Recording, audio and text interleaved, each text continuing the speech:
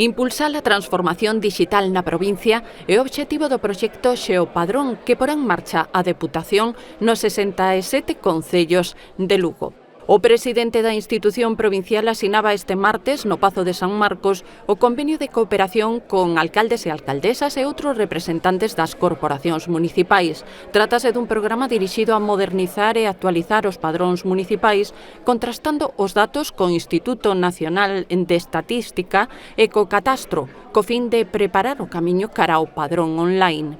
Para sacar adiante este proxecto contamos con un orzamento de máis de 1.200.000 euros, 1,2 millóns de euros que obtivemos do Plan de Recuperación, Transformación e Resiliencia que o Goberno de España ten en marcha gracias aos fondos que logrou da Unión Europea para modernizar a economía do noso país. A través de Xeopadrón, a Deputación creará unha base de datos xeorreferenciada de vivendas e fogares da provincia e revisará e depurará a información dos padróns municipais do INE. É unha liña de axudas que ven a complementar o camiño de modernización digital, de transformación digital das administracións locais co Impulsa TIC, do que levamos executado xa o 100%, está totalmente desenvolvido, polo que me dice aquí o Deputado de Promoción Económica, que é unha iniciativa para que captamos o ano pasado, que foron algo máis de 4 millóns de euros e que se levou a cabo en 52 concellos que decidiron sumarse voluntariamente.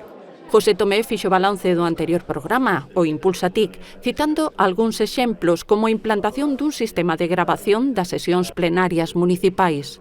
Para implantar o sistema de grabación nos plenos municipais instalamos en moitos dos vosos concellos 50 cámaras e máis de 400 micrófonos en total.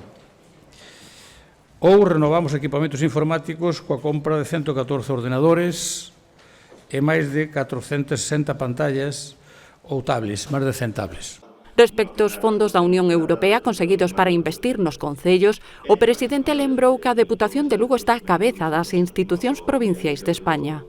Con estes 1,2 millóns de euros para o Xeopadrón, levamos conseguidos un total de 18 millóns de euros de fondos da Unión Europea dende o ano 2019, cando asumín por primeira vez a presidencia da institución. 18 millóns de euros, que eu creo que é unha cifra importante. Isto nos permite estar á cabeza das institucións provinciales de toda España. Fomos das que máis fondos recibimos de fondos europeos xunto con Barcelona, Valencia e Sevilla. Ademais de coa firma en papel, o acordo de colaboración da Deputación cos concellos da provincia quedou selado cunha foto de familia na Praza de San Marcos.